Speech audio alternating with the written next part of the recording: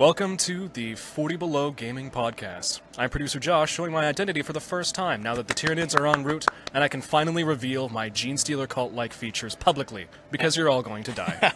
And I am Fabio. Excellent. Woo! Yeah, not much more than that. I'm here regularly, so don't hate. I won't. I promise not to. It'll be difficult. It'll be difficult hitting everything that's not Tyranids, but for you, I'll try. Oops. Anyway, yeah. All right, so we got lots to talk about tonight. Obviously, we're going to be going through some NID stuff, and obviously that's why producer Josh has decided to come from behind the screens. And then we're going to go into some Twin Eagle recap, and then kind of a year at a glance for 40 Below Gaming as a whole, and some stuff coming up next year. So, absolutely. Without further ado, let's delve right into the NIDs. So I know we talked about it last week a little bit. Yeah. So, Josh, I know you are a NID player, a new player to the game, and yes, as I said, a NID player. So let's go through the meat and potatoes for you. Where do you want to start? Well, I mean, like, it's interesting for me because, like you mentioned, I'm a new player. I started playing with 8th edition. Before this, I was looking at Warhammer, just frankly terrified a little bit of all the different options and details and the stories I'd heard about different ways you have to get to judge rulings, and it's just like, ugh.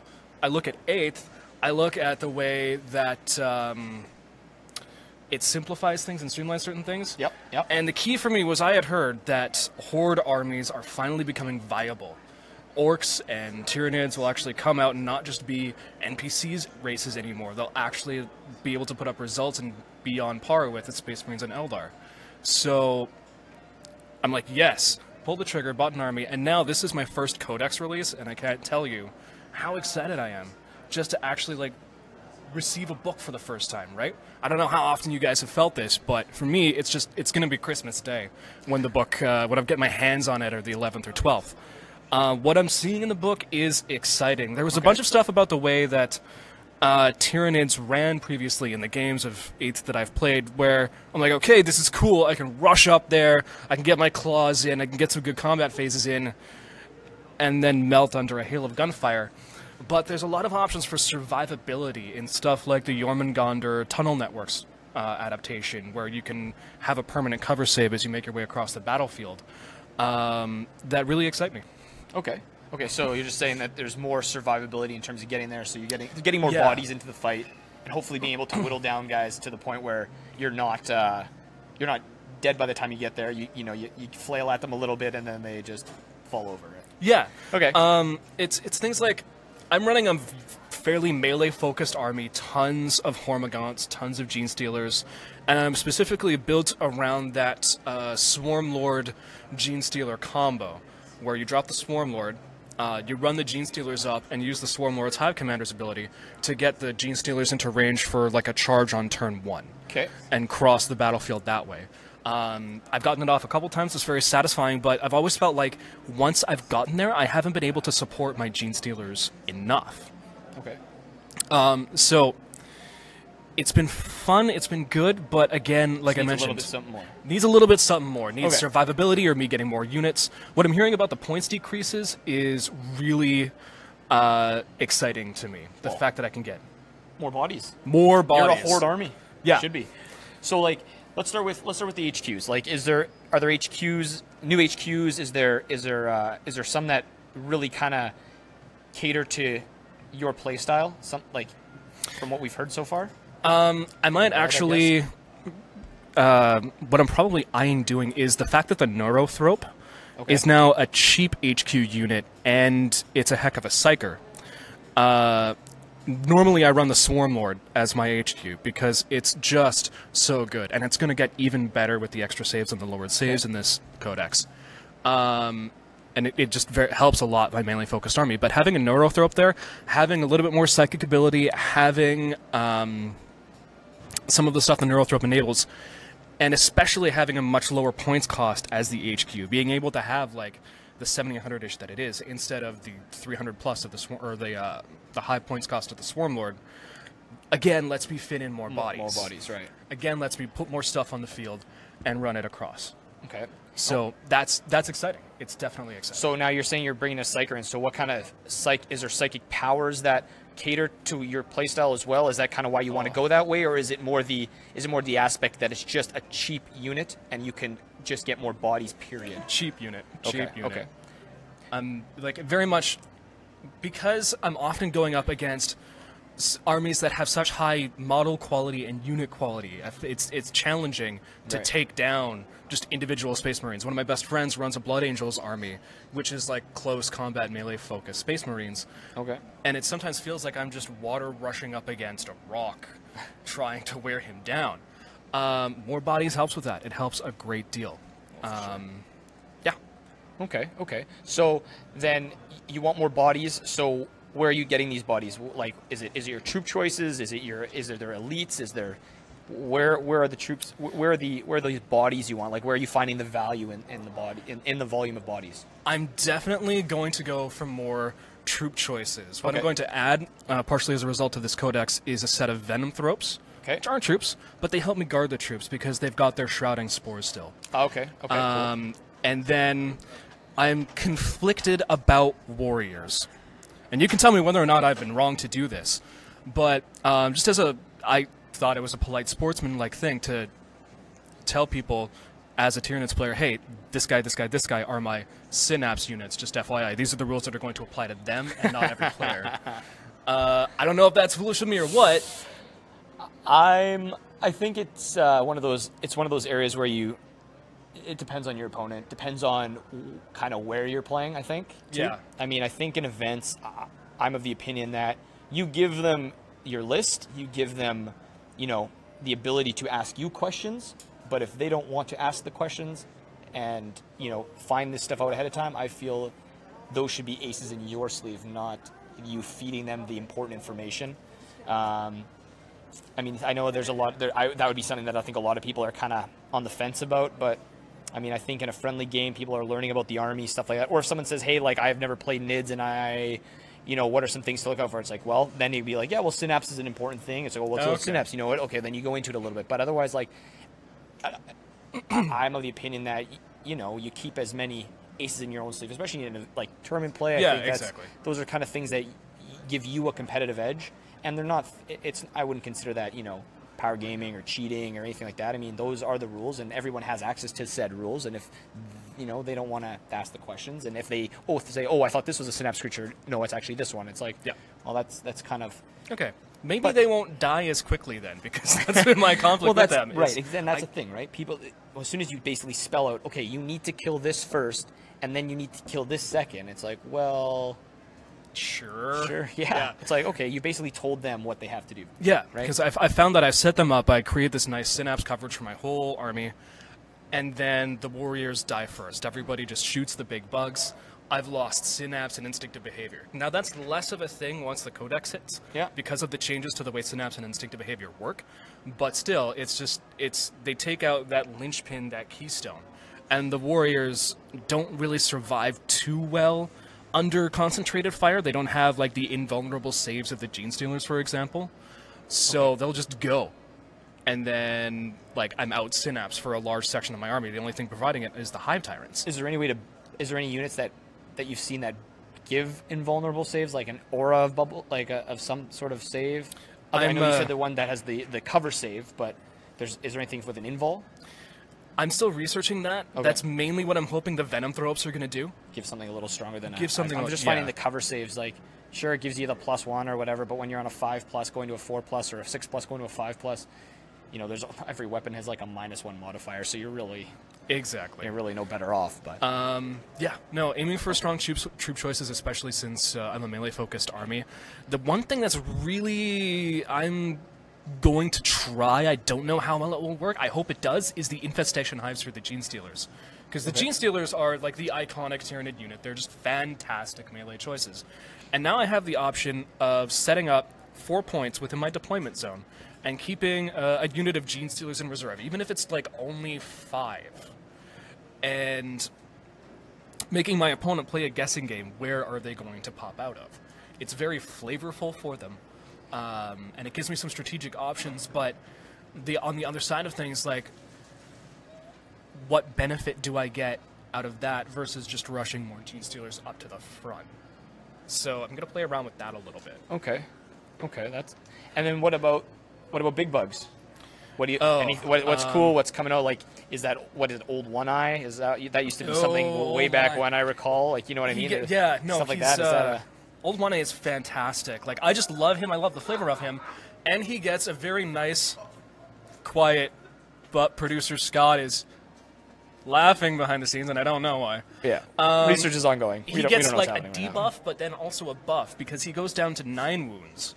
He still has a regeneration ability, so he can still get wounds back. But now that he's a character under 10 wounds, he can't be targeted as easily by ranged fire. So I can hide him in a set of card effects or other units, and then they have to... I can have the Carnifexes take those hits. So Old One Eye gets even more survivable. Possibly one of the reasons producer Scott was laughing is because he has never managed to take out Old One Eye in combat. That doesn't matter. You should have been good enough to take him out before the end of the game anyway. It's called tactical redeployment. Thank you. Thank you. I appreciate that. But yeah, he gets like a debuff, but at the same time a buff in that way. Okay. So I'm excited for that. The Swarm Lord gets a little better. Swarmy. Right? Like, I just love it when I can set him up in front of a unit of Marines and watch them all look up in terror.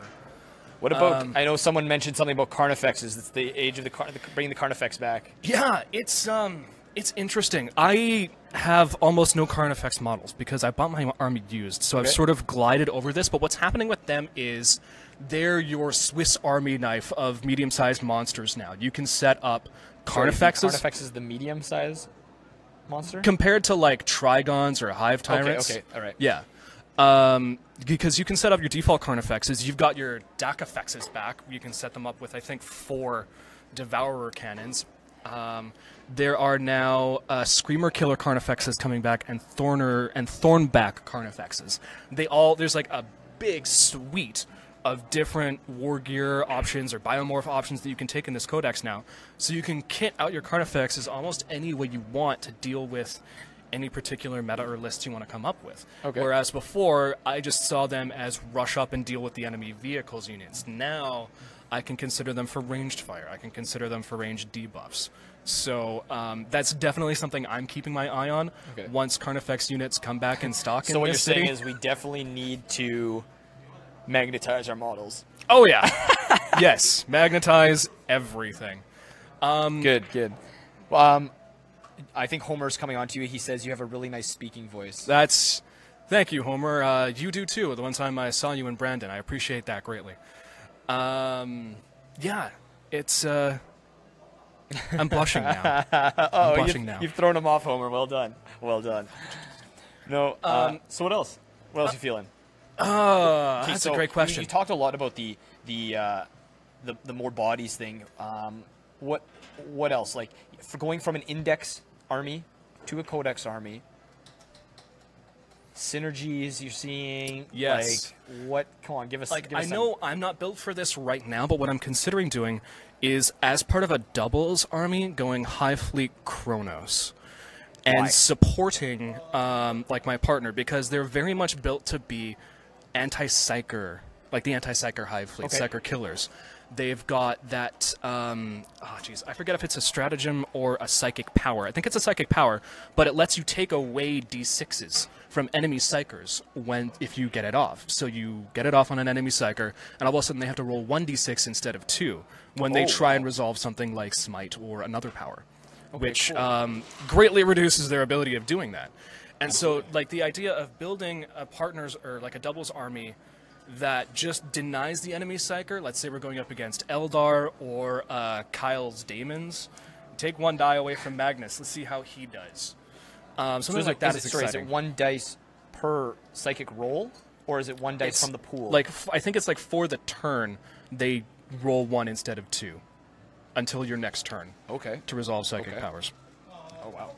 Yeah, it's that could be quite a something like that. Like, so it's exciting for there to be synergies. I know that you probably have some perspectives on this as well yourself as a Necrons player, but going like from an index army and seeing all the options that Imperium units always got and always have had. Always get. And like now I have those too as a Tyranids player. I have different Hive Fleets. I can pick things like Where are we here? The Gorgon stratagem, hypertoxicity. Picking a unit that has the Toxin Sacs biomorph, and then having it cause 1 additional damage on wound rolls of 5+. If I pick a Nidzilla army, if I'm just fielding big bugs like Gorgon seems to be built for, all of a sudden, like, having that bonus and getting my wounds further, making them count more, and stacking that with other stuff is going to be exciting. Cool. Very cool. Yeah. I'm going for a paint scheme which isn't linked to any one of the new armies, not even like the Tiamat and Ouroboros ones that are only in the Codex now and don't have their own stratagems or adaptations yet. So it leaves me open to pick a lot of the different things. And there's stuff that I'm excited by. Oh yeah, the Chronos stratagem, for example. Talking about Chronos being Psyker deniers. They have a stratagem that costs 1 CP when an enemy's Psyker... this is the one I was talking about. Attempts to manifest a psychic power within 24 inches, they can only roll a single die for that test. For that one test. Okay, so it's not the turn. Okay, But it denies that. Stuff like the Feeder Tendril stratagem, being able to harvest command points from enemy characters using Gene Stealers. See, that's big. Yeah. That's big. That's cool. I like the fact that it's 1d3. Whenever a Gene Stealer, Toxicrene, Lictor, or Venomthrope kills a character in fight, gain D3 command points. So guaranteed I'm going to get the 1 command point I spend on it back, and I've got a bonus of getting 1 or 2 more. So you just gain more. You don't actually take them from, like, if you roll, 5, you get 3 back. You're not taking those 3 from the opponent's pool, are you? No. There's other stuff that I don't have in front of me that I think does. Okay. But I have to look at that and research that further. But guaranteed, like, just gaining command points off of character kills, sneaking in Gene Stealers or Lictors, is great. Well, we know how important getting those command points are, especially with being a close combat army. You want to attack first. You want to interrupt attacks, to salvage more of your units, right? You don't want to lose them all. Yeah. And that makes sense. One strategy, again, involving command points that I'm 50-50 on. That seems to be my theme today. It's like I'm sort of half and half on everything. Maybe it's just natural caution. Yeah, that means you just get to try everything more to figure out what you like. Yeah. So where are you going with that? The Psychic Barrage stratagem. So if Zoanthropes, if you can get 3 units of at least 3 Zoanthropes within 3 inches of each other, you can, within 6 inches of 2 other such units, they cannot take any psychic tests this phase. Instead, select a point on the battlefield within 18 inches of and visible to them. Roll a dice for each unit within 3 inches of that point. Add 1 to the result if the unit has 10 or more models. On a 4+, that unit suffers 3d3 mortal wounds. So you get this, like, big... If you can set up 9 Zoanthropes within range of each other... Just 9 Zoanthropes? They can set off this, like, psychic nuke. Okay. And they can keep doing that for as long as you can spend the 1 command point for that power. Now that, like, I like having psychic nukes on vehicles, on all your high-quality Space Marines, because they're just, like, crunchy on the outside, flavorful on the inside, as far as I'm concerned. But the fact is, like, I have to get 9 Zoanthropes, which are slow as hell. They might have a 3++ invuln save, but they're slow as hell. Oh, I'm sure you can figure out a way. Getting those into position to set that off is iffy. As soon as 1 dies, all of a sudden, that's the thing my army is built around, that glass cannon strategy that's not going to be able to get to go off. So, like, I don't know. We'll see. What about, like, is there a way to, like, tunnel them in, deep strike them in? Like, is there a way to get them all on the board in the area you need them in all at once? Like, is there... Yeah, I need to triple check the Tyrannocyte rules, but the Tyrannocyte is the Tyranid's drop pod, right? Okay. And I forget what you can put in it. It's like 20 troop units or like 1 monster. I haven't checked for Zoanthropes what they qualify for, but if I can set up 9 Zoanthropes in a Tyrannocyte, maybe the chat can let us know whether or not I can do that, because I don't have the books in front of me. And then just, here, have some Zoanthropes. Oh, it's the psychic phase. Would you look at that? Just boom. That would be great. But we'll see. We'll see. I'm very excited to try all this out, because I didn't have that option before. It was either like I run a melee-focused army as the Tyranids, or I pop up a bunch, Flying Hive Tyrants, or I pop up like a bunch of Termies with a Trigon, and I give them the Devourer, the one with Assault 3, and I just drop 60 shots in 1 combat phase and hope that does something.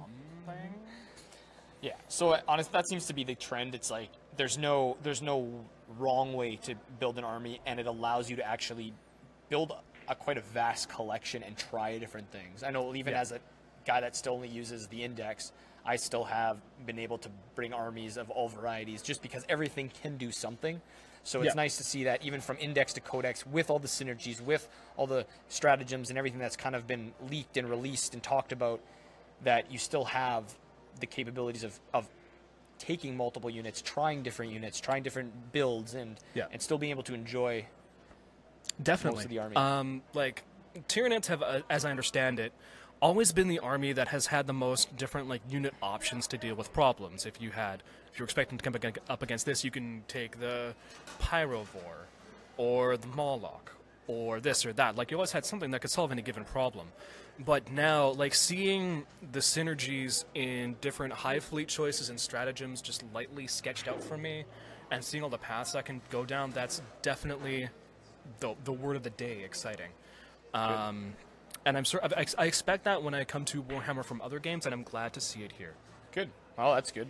Yeah. It's always encouraging to hear from a new player, right? Like, you're already seeing that, and it's getting you excited, so it only shows that us as veterans of people that have been playing for a long time, you know, armies are drifting back that way. And I mean, especially as someone that, you know, likes seeing others enjoy the events and the game as a whole, it just reassures you that that's still there, and it's now more than, you know, the last few editions at the very least, right? Yeah, I was going to ask, like, and we're diving sort of back into maybe conversations that were current last year when it released or whatever, but as somebody who was playing before that, I often heard that 7th, like, you had to have such a very labyrinthine, maze-like knowledge of all the rules and the different situations to construct something that worked. I'm just curious now, I'm asking you person to person, what's the transition to 8th like been for you in that way? It's basically like hitting the reset button. Okay.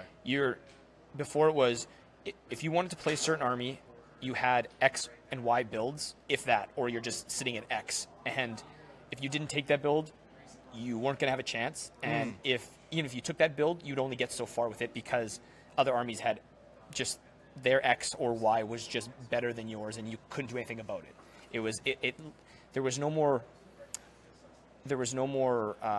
you know, really strategy and generalship behind it. Like even so much to the point where the randomness of dice was no longer there. Like there's just ways that you could get around even the dice, the randomness of dice. So you were losing games when you just knew. Phase. Yeah, exactly. And sometimes before that you saw what you were playing against, and you just knew that no matter how many ways around, your army could not deal with things. Like you were literally trying to go for the objectives and hope that their army could screw up enough, or you had a horseshoe up your butt for the whole game, and you were just able to win. Now, it's literally, like I said, reset. You can literally take anything, you can try things, you can throw whatever you want on the board, and with enough knowledge of your army, you can have a chance, I would say. I mean, some armies, if you got to really try to pick an army that's just awful. I mean, there are some units that are bad, some you know, optimization obviously still, but I mean, if you take it all away, then you're you're failing. But at the same way, still you've got countless options. Yeah. Now here's my follow-up question for you. Oh, there's a We're follow-up. still in a period of flux, early in the start of 8th edition, because there's codex after codex after codex that's coming out. Yeah. And it's going to take a while after that for all like the meta options and choices to sort of settle down, and people to start figuring out, okay, in this environment, what's a really solid list to take for this army? Do you think it's going to stay flexible once all the codices are out, or do you think it's going to, again, settle into meta choices and matchups that might solve themselves?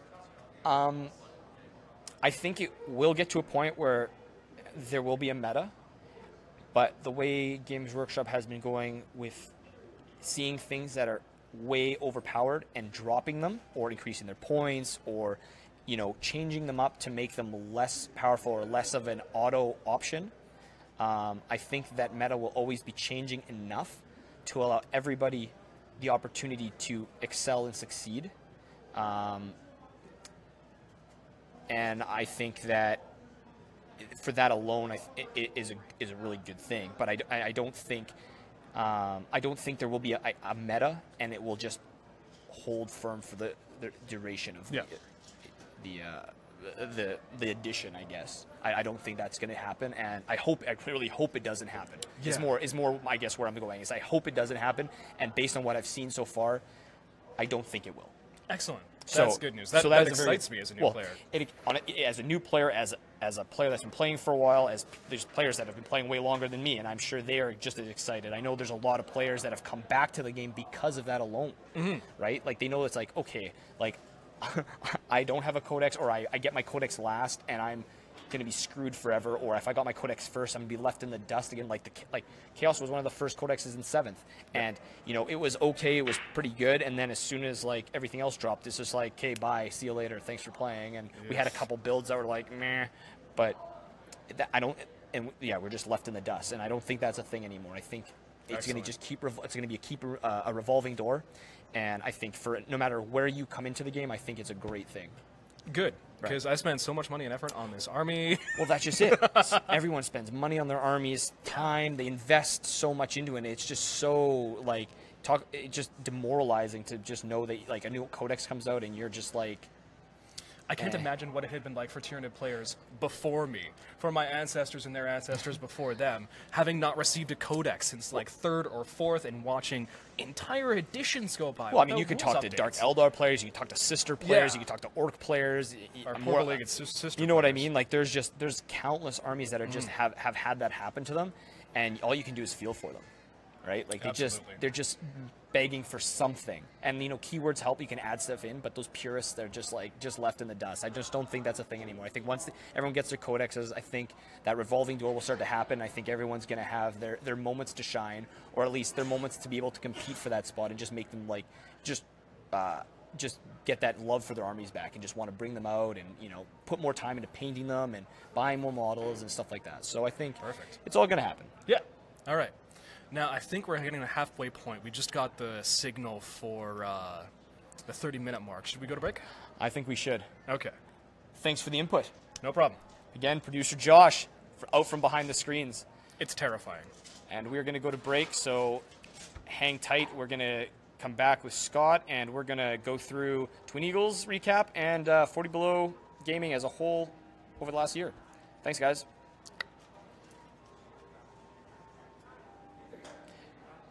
So when do you think he's going to switch it to the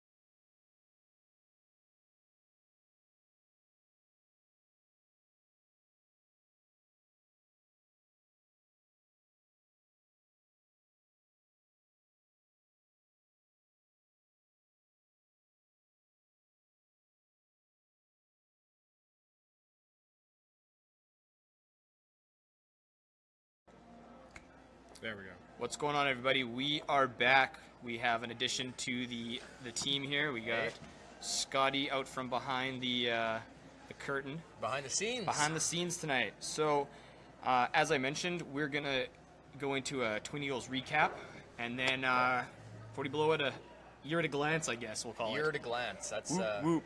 And then, what's going to happen for the future. Or what we're looking at already for next year. Because our job never ends. All right, so without further ado, let's go right into the event. Twin Eagles. It's been, what, 2 weeks now? Just give or take. Give or take 2 weeks? Give or take 2 weeks. So we're obviously going to look at it from, the administrative perspective. Going to talk about the tournament itself, and then we're going to go into in broadcasting the stream. So obviously the things we want to talk about are the pros and cons, the ups and downs. So let's just what a lot of people don't see is what happens behind the scenes at an event, like what goes into booking the venues, arranging all the train, things like that. A lot of people don't see it because, well, they don't necessarily do it. I mean, there are some people viewing that have run tournaments, but one of the biggest things, like the biggest struggles for Twin Eagles, is organizing with C4. Like, this is a huge organization. Working with Baseland or AYB Online is a big organization, and there's just so many ways for communications to get disrupted or slowed down that it can create a lot of stress just getting everything organized, simply from getting the right room to figuring out where your players are going to pick up their tickets. Right. I mean, that was one of the biggest things we dealt with this year. We were supposed to get a room Thursday evening. We had all our staff down there ready to set up. Convention Center said, nope, sorry, can't do it. We didn't get our room till the next day, and not only that, we didn't even get the right room the next day. We were moved over a room. I remember Scott and I were literally going back and forth to this room, checking on it. And there was first night it was chairs, just and chairs, tables. and tables or whatever. Chairs and tables. They have some big presentation. And then the next day we walked in the morning and it was all chairs. It was a sea of chairs. So an auditorium. We didn't even know we had moved rooms until about Friday. About noon. So that was quite interesting because that turned Friday just into a shit show. So basically we had to do everything that we wanted to do Thursday night and test Friday into setting up and testing at least literally we lost 24 hours. So that was kind of interesting. That was kind of fun. I use the term fun loosely. Well, I mean, I like to think that we have a pretty competent staff, and we take these hits, we roll them. Yeah, and absolutely. We still pull it off, in my opinion. We got the event pretty much ready for doors open, 8 a.m. Yeah. Yep. No, and that's all that matters. So it's kind of fun talking about this after because now we can just kind of laugh about it. But because we definitely weren't laughing at the time. No. I'm pretty sure we were ready to strangle each other's necks and realizing it's not our fault. It's everyone. Someone else's fault. Let's go kill them first. And somehow I'm still alive. Really, it's a mystery to all of us. We literally had. If no one saw Josh sitting in the back behind that computer, I'm pretty sure his eyes were taped open. Yeah. So duct tape. Yeah, it was pretty insane. He was just running the computer, the stream, the entire event, just sitting there like click, click, click, next scene, next scene. Next scene. Well, I mean, there was such good content and games happening thanks to these guys. It made it very easy. That's true. We had 3 games streamed. Game 1, 2, and 3 on top table, that junkyard table. First game, I think we had Martin and Dan playing against Daryl and Ryan. Yep. Who actually went on to win the best overall, yeah. actually. Yep. Second game, we had, I believe it was Team Discovery Channel. Yep. That was Alex and Thurston, but who were they playing? I can't remember at the moment. Who were they playing? I don't have that down. Yeah, we don't have that down. Alex and Thurston are playing, or their opponents discover that. If Alex and Thurston are watching, or their opponents are watching, maybe you can listen on here, so we just give a quick shout out. And finally, we had Christian and Kevin playing against. Oh, who were they playing? Oh man. That was actually a good game too. Yep. Who were they playing? Oh man. Chat, chime in. Anyway, yeah, feel free. I know Christian's in the chat. Yeah. Please. Let us know. Okay, refresh our memories. Yep. But anyway, what else? Like, so I know we had a nice computer error at the end, which conveniently mucked up our scoring and stuff, which was obviously something we never want happen, and we never want to announce and have errors. But I think in the grand scheme of things, despite that happening, I'm of the opinion that it was better to just rectify the situation right then and there than trying to hide it, throw it under the rug, say whatever. I did find it ironic, though, of all the technology we had running at the event. Excel. The projector had problems. A very simple thing, just a laptop and a projector had problems. Excel had problems.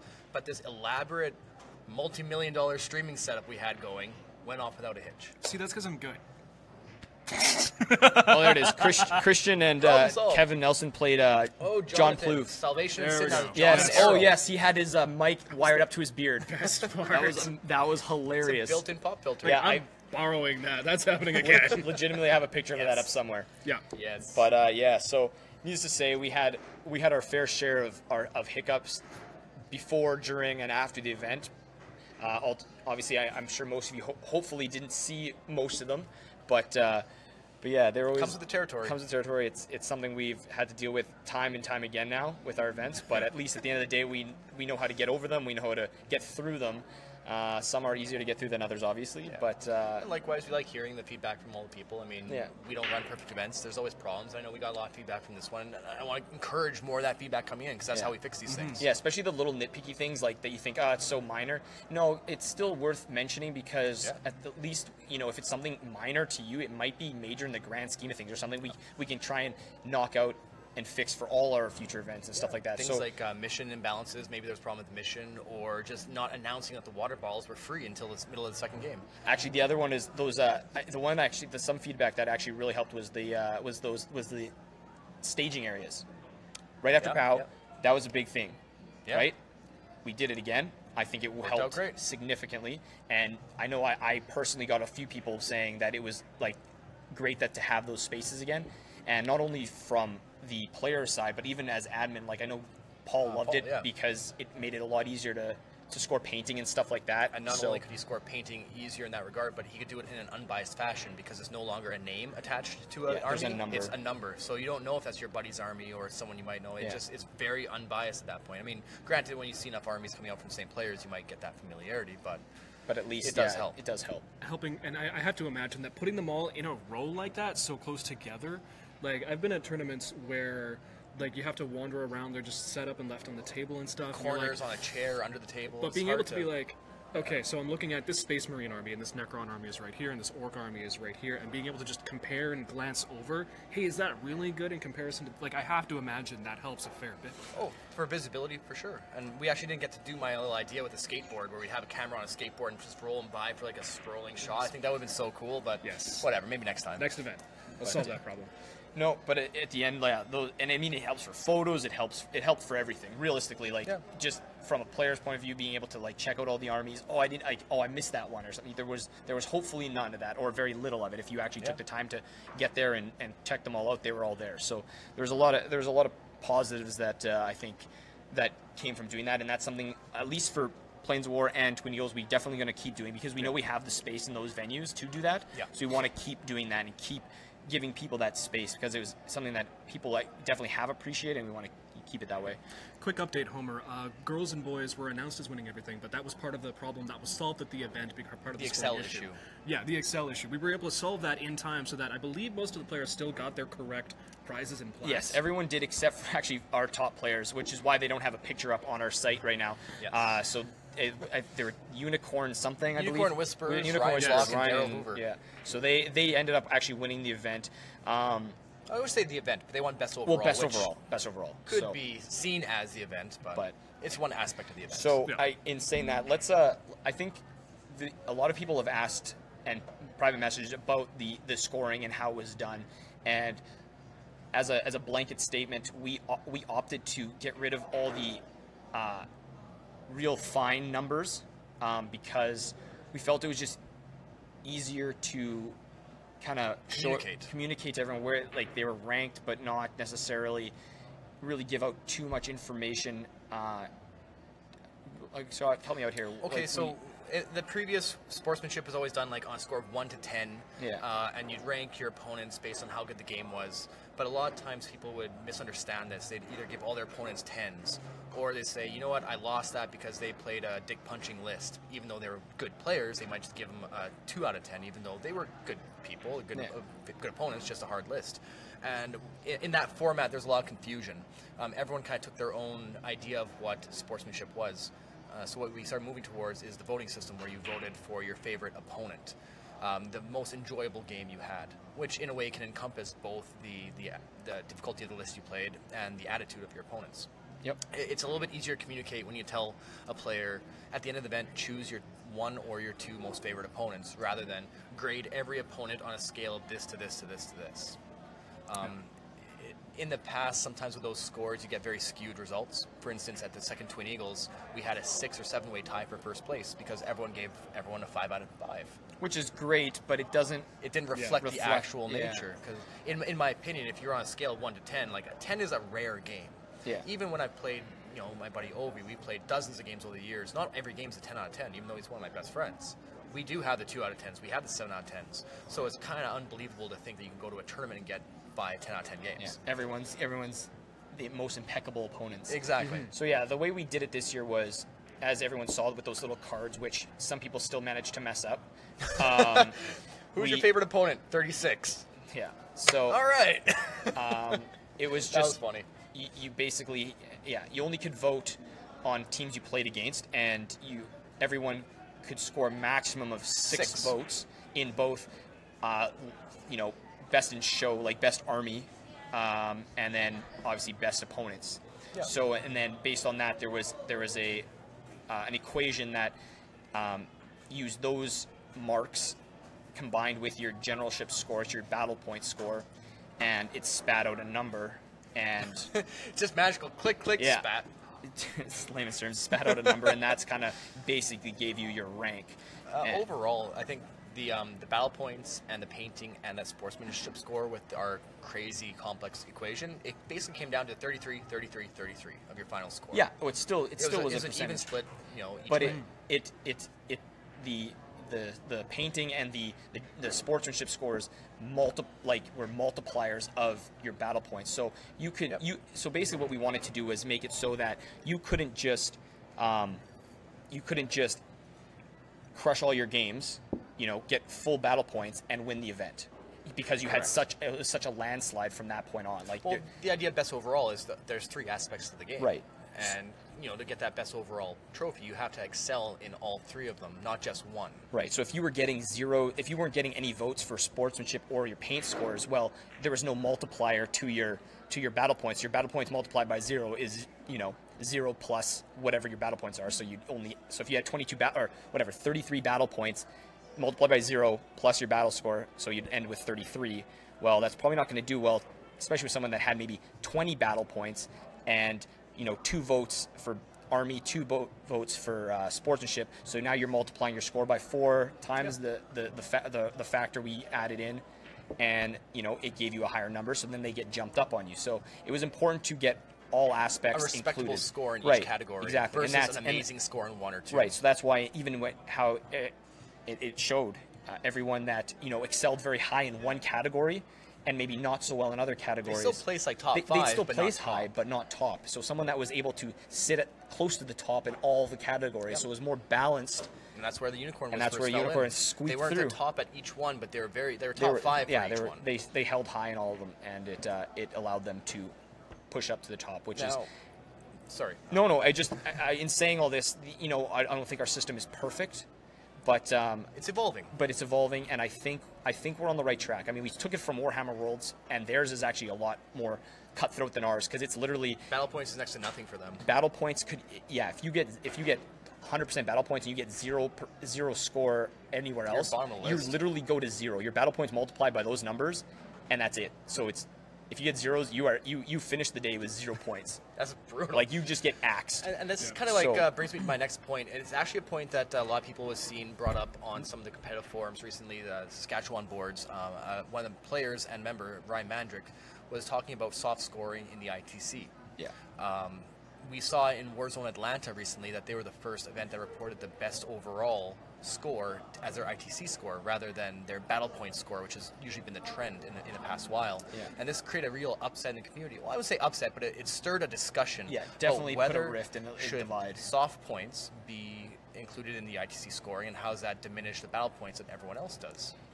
Matt's trying to give us a warning. That's all right. We'll keep talking.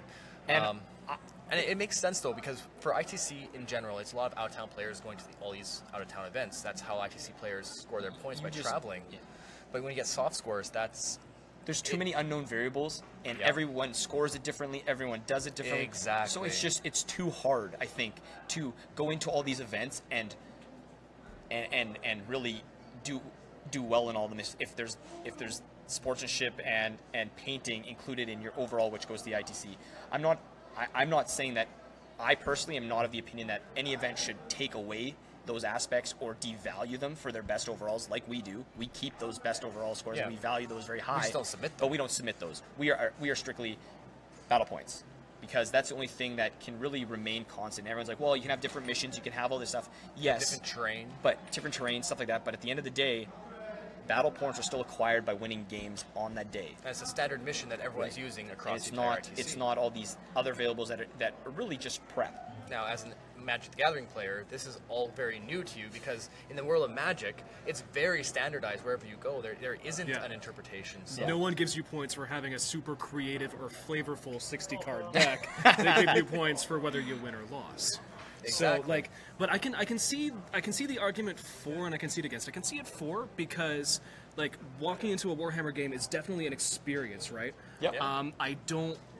If I play a game against somebody who slapdashed on a bunch of paint colors to hit the paint minimums, and then is just feeling this extremely spiky win at all cost list, I don't know if that's going to be as satisfying as somebody who clearly cares about, like, making a miniature war happen on a tabletop. It's about the experience. So I can see the argument, but at the same time, when you want, like, an international standards organization like the ITC controlling things, there's an instinct for people to want to remove subjectivity out of all of that, because, like you made the point a few minutes ago, they can't control that.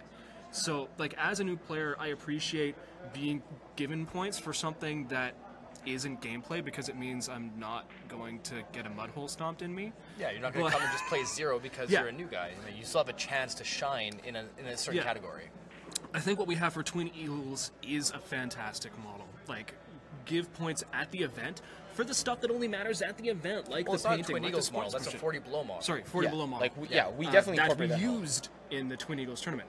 Like, give points at the event for stuff that only matters at the event, but when it comes to the ITC, submit the stuff that matters for there. That makes a lot of sense to me, and it lets me not feel like a day was a waste, but also gives me an opportunity. Hey, here's where I can improve.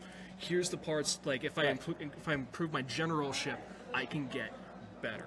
Well, that's just it, right? Like, if you can, on your own time, you can work on generalship only so much because of certain games you play. But painting and just, kind of learning to just how to be a better opponent, I think, are things you can actually reflect on and work on your own, and, like, think of ways to, like you said, you painting your army to a better standard and give a gameplay better experience. Well, that is something, as a good opponent, like that, I would value, right? Like, stuff like that's important. Actually, so funny comment here from Christian. Imagine Magic the Gathering where you had to do the artwork for the cards yourself.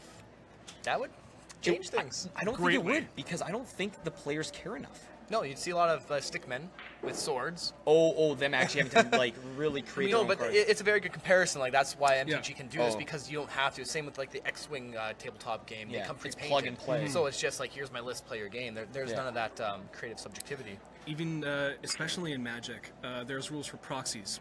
You can't show up with proxies in sanctioned events. You can't just show up with stuff that you don't own, that you've drawn. So yeah, no, you want... It's part of the milieu of the different games, right? You have to appeal to your different audiences. It's a different style. And that's why we want to definitely not take away from it. We want to add it as far as importance, but, like, at the same time, even with the Best Coast Pairings app that comes out for the ITC that they go off of and they input everything, it's only battle points. So, I mean, if you're going to start adding other stuff to that, like, where's the line? Like, I made the comment online, like, okay, if you can have any subjective matter influence your best overall score that you submit to the ITC, I could literally I can make a Facebook group, call it online tournament or whatever, GT, and just post all the scores. Have 400 people come into this event, all post their armies. I could judge painting, and if just have battle points cost nothing. It's an easily abusable system, right? And then you could just say, okay, I had a huge GT. I had 400 people attend online, and this is the person that came first because their painting score was the best, and all the other scores don't matter. And then, funny you mention that, though, because yes, it is a very abusable system under the ITC format. Yeah, we did see, however, last year around, was it May, I guess, or April or May, where there was players in Alberta that were cooking scores for the ITC. No, that's what was that was the accusation, but it never actually. That wasn't what happened. People. I saw Batman in the rankings, right, and that was Spider-Man too. That was people dropping out or something like that. So they were, and there was a filler, and they just called them Batman. You know what I mean? Like that's like us getting Kyle to fill in at the last minute and calling him Batman. He'd be our Batman. You know what I mean? Like something stupid. He's out like saving that. crime right now, by the way, people. That's why Kyle's not here tonight. He's Duty saving crime. calls. Duty calls. Yep. But yeah, so it's something like something like that. There was a little bit of. It definitely looked shady, but I think at the end of the day, I don't think it actually was as bad as it sounded. I think there was a few other variables in there that, you know, it's kind of within that community. People hate each other, and they're just kind of trying to, you know, toss stuff against the wall and see. And then it hits the internet echo chamber, and everybody gets outraged about. Yeah, and everyone's offended by something, yada yada. You know how it goes. So I think I definitely, again, yes, there is there the ability to abuse the system, absolutely. But I think by only keeping it to battles points, I think it hopefully removes a lot of that. I think if the IDC came down with a general rubric for sportsmanship and painting, you know, then it's not as bad. It's not as bad still, because there's at least a guideline. But IDC doesn't want to do that. They don't want to control events. Yeah. And that's what I think I like about it. It's like just. Yes, we can submit your battle points, and you can contribute to the ITC if that's what you wish to do. But as far as anybody else that doesn't give a shit about the ITC, they can show up to this event. They can work on their painting. They can, you know, be good sports. They can have a good time and win those awards at those events. Yes, and you can actually, if that's what you want to go for, that's what you can go for. If you want to bring a fluffy list and just do that, work on that stuff, that's fine. But on that same, you said fluffy. Yeah, I know that's what people use. Right I here, hate guys. I hate the word, but people want to use the word fluffy, so it's. I stuck with flavorful. Yes, right? Flavorful. That is the word. Yeah. What is fluff? I don't know. I don't understand. That's a whole nother conversation. It's a word dating I'll have a back whole till the other end of segment on time. fluff. We'll talk about that later. Anyway, so let's get to the stream. Stream is a huge part of this event. We hit crazy viewership. Oh yeah. That's Josh, this guy. highs, lows, pros, credit. cons. What have we learned? What have you taken that's from the event? Great question. Okay, let's move both mics. Like, so no. Double fisting mics. Here we go. It was fascinating for me because this is the first time I've streamed. Mics. Anyway, sorry. That video is coming out next year. Don't. Oh. Like it was fascinating for me because I walked in assuming the Warhammer like would play a certain way at a certain speed, and so I prepped based on sort of what I knew before. But in the middle of game one, we found we had to pivot simply because the way Warhammer plays out, there's a lot of decision making that happens, discussion between players, and it's tough to really provide commentary on that from a distance. So we pivoted. We started to put the mics on the players, and I think that gave mics rather than half all the the mics. Yeah, like every player in the game had a mic. And I think that really helped the experience because all of a sudden you're in on that strategy as an audience member. You're in on those discussions. There's stuff that's happening that you can think about that isn't strictly visual. Imagine like being able to watch a football game and being able to listen to the offensive coordinator talk to the quarterback. It would be a pretty cool experience. Think about it. That's the level of immersion I think we got to, or almost got to. And it showed. It shows in the numbers. It showed in the audience engagement. Yeah, we saw a striking difference in viewership once Kate and I kind of dropped back and let the players, because you can't get in their heads. You only can see so much. Yeah. And let's be honest, the amount of movement and change in model placement and stuff is so slow compared to how much chatter there is around the table and interaction with just each other and on the teams and the four of them as a whole. The best action that's happening in those games is when two teammates are talking to each other and figuring out what to do. That's the fascinating part. Yeah. Someone's rolling ones and everyone starts laughing about it, like shit like that. That's where the gold is. A few times I saw some of the missions over on the side wall. They're just erupt. I see high fives everywhere. Like usually when you roll ones, not everyone's getting high five. But they were having a good game. That's what I like to see. So we were able to pivot on the stream and be able to give people that experience, which makes me happy. Yeah. And then after that, it was just making sure Tom, our excellent floor director there, being able to move the camera around and give us different angles as the game progressed was fantastic. Like, Warhammer is so beautiful as a game. You want to just put the camera up next to the models and show off people's beautiful paint jobs, but at the same time, you need to still let them see the gameplay. Capture if the you're strategy. Hovering behind a Sicaran or a Lehman Russ, you can see the angles from that Lehman Russ, but you don't get to see the whole picture of the game. So it's providing the mix of that experiences that I think is a challenge, and it's fascinating. I think we got there. we're considering streaming for 40 Below and guarantee it's going to be there for Planes of War next year. I think what we're going to sort of evolve and pivot to is I'm going to have a panel of experts on our streams commentating before and after, but during the streams I still want to have the mics on the players. Let them do the work. Yeah, exactly. Thank you so much, guys. We really appreciate all the free content. Yeah. No. And on that note, though, we, usually we call it top table. So the guys that are doing the best are on that top table. We actually axed that for this event. We chose teams that we didn't dictate who played who. The numbers did that, but we got to choose the pairings that we thought would be best on the stream. As beautiful armies, good looking armies, good players, just personality, guys that talked a lot, guys that interacted with the other team a lot, stuff like that. Because honestly, that's what drove the content. That's what engaged more viewers. Yes, right, absolutely, and especially in something like the Swiss round style that you were playing, where there's not necessarily a laddered progression, right. We can have the freedom to feature armies on feature tables and give people the best experience that way. If there's a laddered progression, then we want to give people the more important games on the ladder, but that's not the system we're going with. So we're free to put on like the best opponents, the best looking armies, which I think is fantastic. Now I think for Planes of War we'll probably be going back to the top table thing because that is an ITC tournament. Yes. And ITC they want to see the top table games. Like ideally, if we could, it'd be really nice. I know we were briefly talking about having a couple tables available to stream on, so it'd be nice. So it'd be nice to be able to have some really nice looking armies going for the most part, and then you flip back to the top tables, and you can flip back and forth and stuff like that too. Because there's a lot of value in seeing good looking armies, and not good looking to the point where it's immaculate if you look at it at. Exciting armies. It's just even model composition falls into that. Army composition, nice colors. If you have a green army versus a blue army, you can very distinctly tell that they're different. On the table, you've seen all these little specs. You might not know exactly what's there, but at least you can kind of see the movement of them and stuff. And that itself, brings that value in. So if you have Blood Angels versus Khorne Berserkers, you're gonna have some troubles. Yeah, you just got red on red, and I mean, sure, it could be a great game for the players because it's just easy to watch. Yeah, hope they're playing on the winter table. Yeah, no, exactly, right? Not playing on a cloth, something like this, red on red on red on red. So Josh, what else can you tell us about the stream? Our upcoming, where are we going with these streams? You're the one who heads all this. We just kind of follow your lead. We defer to you. Yeah, we're definitely not going to be streaming every free games day here at PvP. We sort of want to leave that to you guys to sort of relax at, but definitely streaming multiple games is an option. We're going to be streaming stuff that I hope excites people. I want to try and put on different events, and you've clamped down on me a little bit, setting up weird, crazy rules events for people to stream that just would be interesting because of what we've set up. So I'm still researching different options, but definitely just the best and most interesting games, I think. Well, I understand that we got a pretty personal game coming up soon. Oh yes, it's a grudge match of sorts. The grudge match. Yep.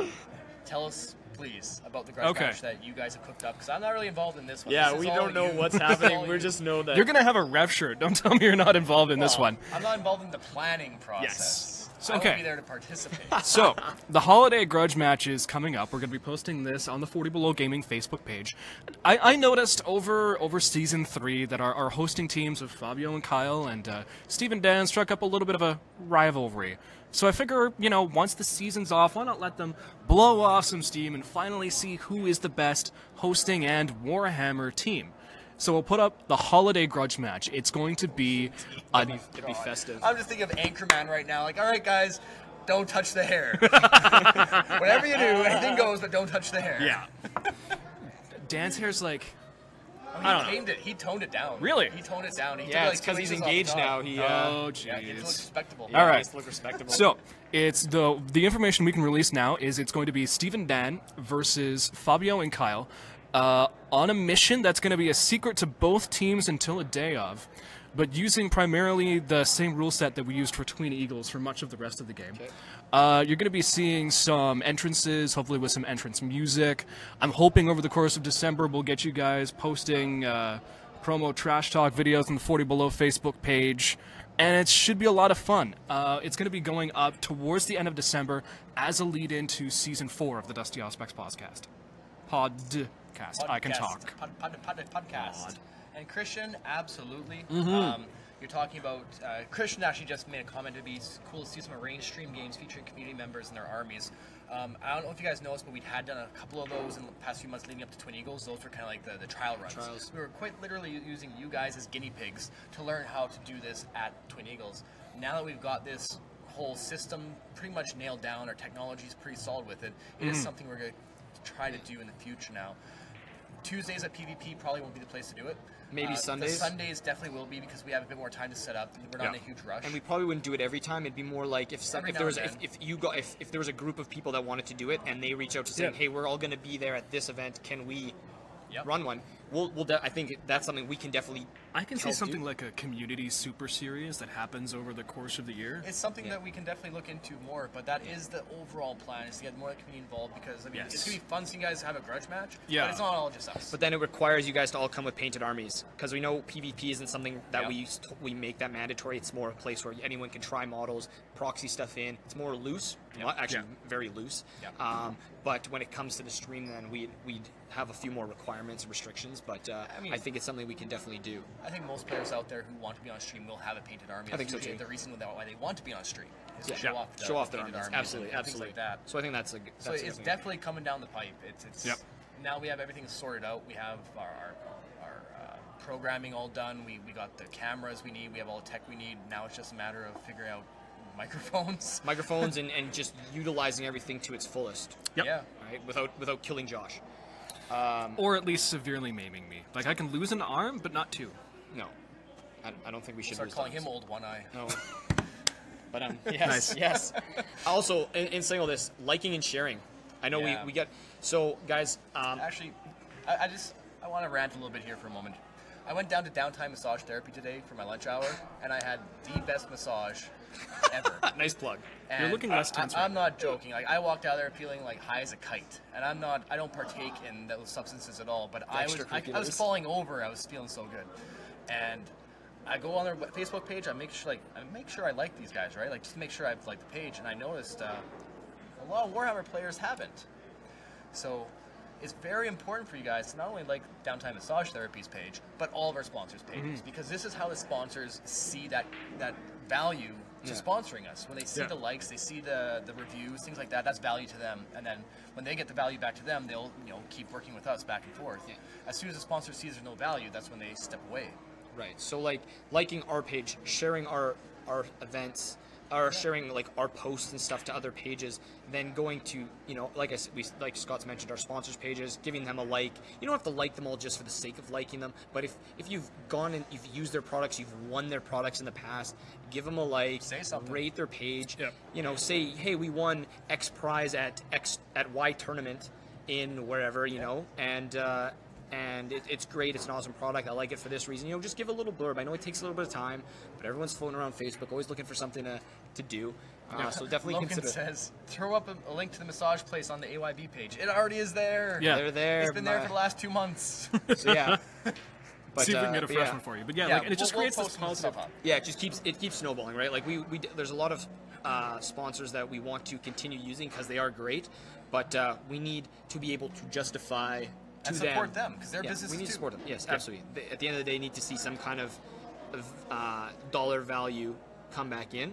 So, I mean, think about them the next time you get your third-party bits too and stuff like that. Like the page, drop a review. It's like maybe 5 minutes out of your day, but when they see that value, they're gonna be sending more prizes for you guys to win at the next event. Yeah, exactly. There's quite a direct correlation between liking and sharing their pages and the stuff that you guys take home. And not necessarily sharing though. Like I know some people don't want to put that stuff on their page. I'm one of those people. Fair. So I mean, at least writing the reviews, giving a like one here and there when you see a product that comes out that you might like or think is just cool in general.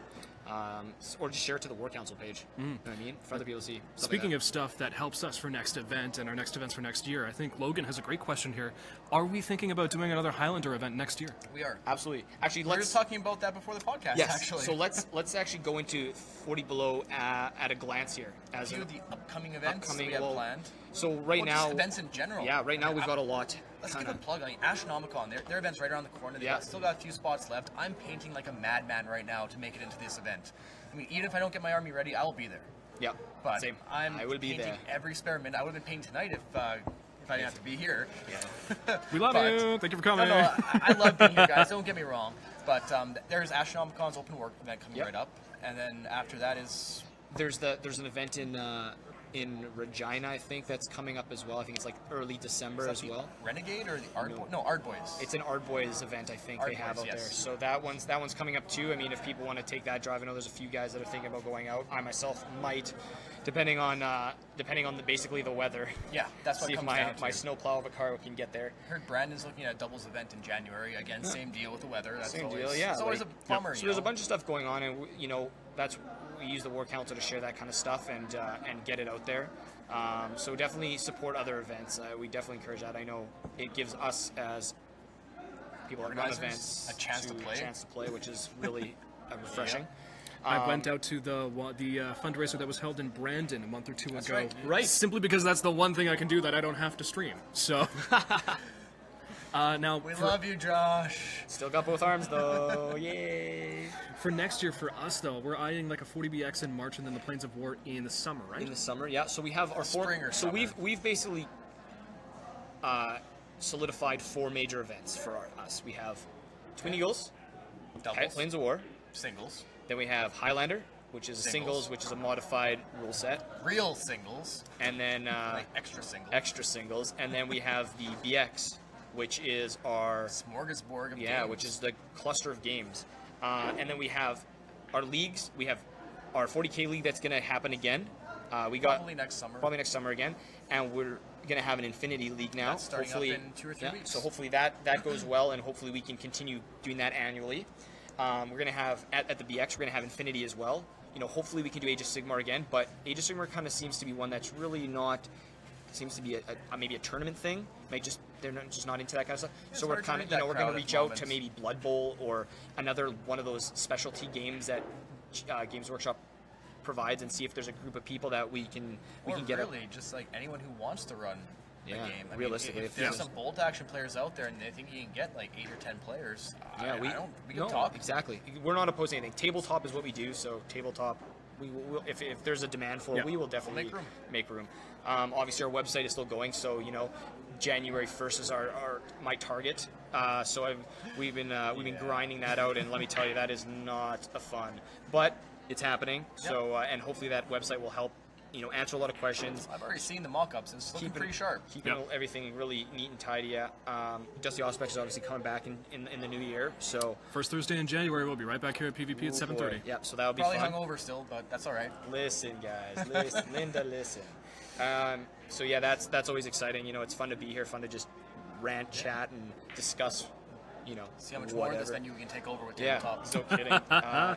And then lastly, our one that's actually kind of just come up in the last little while since Twin Eagles is our awards and trophies. So guys, we're really looking to move away from the printout plaques and go into medals and have our plaques and stuff still for our big events, but we're also I really would like to make trophies, like ones that like Stanley Cup style. So like when you win don't get going on trophies. We'll be here till 10 p.m. When you win events, you put your name on a bigger trophy, and it's like it's a bragging rights to get on. No, there's no there's no belts. There's gonna be trophies. There's a dignity to a trophy. Yes, exactly. Ovi, Steve, chime in, please. Exactly. There's dignity. So yeah, there's lots of stuff coming up. Toy models. You know what, guys? There needs to be a dignity about these toy models, sir. And then lastly, if there's anything you guys would like to see or think would be good ideas, we're all ears. Yeah, we're always all ears. You know where to find us. Yeah, throw anything at us. If it's feasible, if it makes sense, if we can add it to an event, whatever. We'll see what we can. Can't guarantee we're gonna do it, but we will definitely try. You know what I mean? So we'll have a lot. No belts. God damn it, guys. See. Listen. Look what you've done. You're not doing a belt. You gotta listen to the people, man. Be a man of the people. What if we do a belt where it's there's names engraved on the different plates? No. But see, there's a definite amount of room though. You can't just keep adding tiers. Never getting old. You can't get tiers. That's the problem. And while we're on the feedback thing, especially if you have feedbacks about our streams and stuff, because that's still a rapidly evolving Matt, why are you calling Matt, out belts? no belts. Matt, down, Matt. Our producer's trying to bring up pictures producer of Matt. belts. But yeah, the streams and stuff that we're doing is still rapidly evolving. So if there's specific things that you want to see out of our streams and podcasts, please message us. Message the 40 Below page on Facebook, because it gets to everybody relevant, and we will work on that. I know I've received some feedback on the podcast that we'll be implementing for Season 4. I really want to know what you guys think of the games that we streamed at Twin Eagles. I actually want to see Christian on the podcast soon. I want to see Christian come on here and talk about the open war. Oh, Maybe we Make that can happen. sneak that in somehow. Can we? Maybe. I think we can maybe figure it out. Maybe. We'll talk Christian. Maybe we could do one like through like Skype or something, I and know just like he's tie quite each far other out in there. and just chat. We, have a chat where about is it. like He's in we Selkirk, like just Okay. outside. I yeah thought he was close to you. I thought he was in St. Andrews. Further out. Oh, We've whatever. tested something like that before. Let's give his address. Why don't we just get involved Yeah. at it? Jesus. Just show up with a webcam. All right. Yeah. But anyway, we can yeah. do remotes. In saying all this, guys, we really appreciate all the support. We love doing this for you guys, and I mean, honestly, if you guys didn't like it, we would stop. So the feedback's always good. The attendance is always appreciated. Yeah, all we do is say thank you. Yeah. Realistically, so You keep coming, we'll keep running. yeah, absolutely. So in saying that, guys, I think the year as a whole, despite the amount of smortions it was and evolving, I think it came out pretty good. I'm and, happy, and we're both still friends. We still like each other. I mean, you call that what it is. But yeah, guys. So thanks again. This is us tuning out for end of season 3, Dusty Auspex. 2017. See you later. And we will see you all in the new year. If you're not rolling once, You're cheating. having fun. Go have the holidays. I don't know. Team sports. I was going to do something dark. I'm not going to do that now. Okay, guys. Thanks a lot. Go home. Does Ferris Bueller it come back out of the shower? Bueller.